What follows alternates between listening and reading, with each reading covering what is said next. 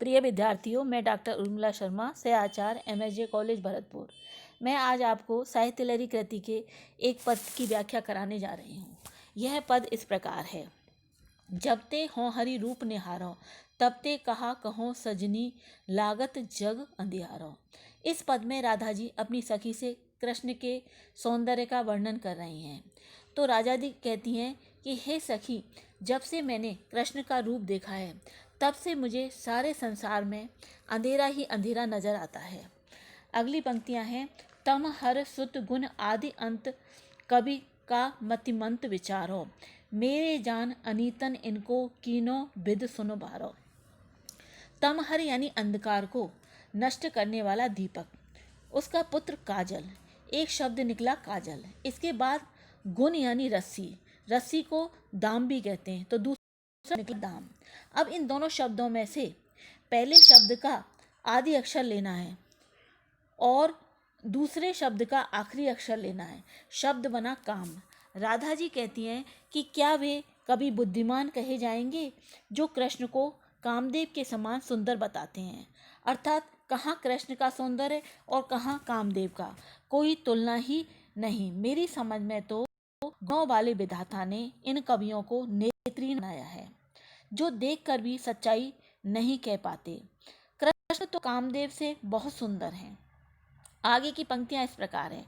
खचर खिलौना खीर आदि मिल, मुकसम बदन समारो, लाग गयो याहिते इनको रथ का दुजतीय बारो। अब इन पंक्तियों का अर्थ इस प्रकार निकलेगा। खचर खिलौना माने खचर यानी आकाश, आकाश में उड़ने वाला खिलौना पतंग, पतंग को चंग भी कहते हैं, तो एक शब्द निकला चंग। दूसरा शब्द है खीर, खीर को छीर कर लीजिए और छीर माने दूध, तो एक शब्द हमने निकाला दुग्ध। तो बच्चों एक शब्द निकला चंग और दूसरा शब्द निकला दुग्ध। इन दोनों शब्दों के अक्षर को मिलाने से चंदू शब्द बना। तो पूरी पंक्ति का अर्थ निकला, चंद्रमा ने कृष्ण के मुख के समान अपने आप को बनाने का प्रयत्न किया, तो इसी कारण चंद्रमा को कलंक लग गया। बच्चों कलंक शब्द पंक्ति में नहीं आया है, यह निकालना होगा। ये इस प्रकार निकलेगा। रथ खा दुजतीय बारो, खा माने शून्य और दुज शब्द के आदि अक्षर को लेने से श प्लस द आया। इसको उल्टा कर लीजिए तो बना दश।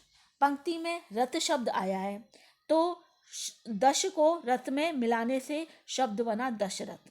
दशरथ की तीय माने पत्नी कैकई, बारो माने बाला, यानी कि कैकई को जो कलंक लगा था, उन्होंने जो वरदान मांगे थे, वरदान में भरत को राज्य और राम को वनवास मांगकर जो बड़ा पाप किया था, तो वह कलंकित हो गई थी। तो चंद्रमा को भी वही कलंक लग गया, क्योंकि चंद्रमा ने अपने आप को कृष्ण के समान माना, इसीलिए वह कलंकी कहलाया। बच्चों आगे की पंक्तियां इस प्रकार हैं। पूषण सुत सहाय शिव आनन, कालख नैन विचारो, सूरदास अनुराग प्रथम ते विषम विचारो। तो अर्थ इस प्रकार निकलेगा। पूषण माने सूर्य, सूर्य का पुत्र सुग्रीव, उसका सहायक ऋक्ष, इसे नक्षत्र भी कहते हैं, तो एक शब्द निकला नक्षत्र। शिव आनंद, शिव के 5 मुख होते हैं, तो 5वां नक्षत्र होता है मृगशिरा। तो मृगशिरा से हमें कोई लेना देना नहीं है, केवल मृग शब्द हमें चाहिए। इस पंक्ति का अर्थ होगा, मृग की आंखों को देखकर कृष्ण की आंखों की चंचलता पर सौंदर्य पर विचार करो। सूरदास जी कहते हैं कि नायिका के प्रथम अनुराग से ही विषम विचार उत्पन्न होते हैं। इसे अच्छी तरह समझ लो। इस पद में विषम अलंकार और अनुराग या रति स्थायी भाव है। इस प्रकार से ये व्याख्या तो यही समाप्त होती है। अब मैं इसकी विशेष टिप्पणी बता देती हूँ। विशेष टिप्पणी में मैं आपको बताती हूँ, इस पद में श्रृंगार रस के आलंबन उद्दीपन का वर्णन हुआ है। कृष्ण रस आलंबन है और उसकी विशेषता उद्दीपन है। हर्ष का बढ़ना, चित्त का मोल ले लेना और रस के वश हो जाना अनुभाव है। दूसरा पॉइंट मैं बता दूं, इसमें सम अलंकार बताया गया है। सम अलंकार के 3 पक्ष होते हैं। अनुरूप कार्य होना, दूसरा कारण कार्य का अनुरूप होना और तीसरा बिना श्रम के सफलता मिलना। यहाँ 3 ही पक्ष आए हैं। कृष्ण को खरिक में खड़ा देखकर हर्ष होना, लता व वन का अपने अनुरूप आनंद देना तथा मुकुट देखकर अनायास आनंद होना आदि सम के उदाहरण है। इस प्रकार से ये व्याख्या यहीं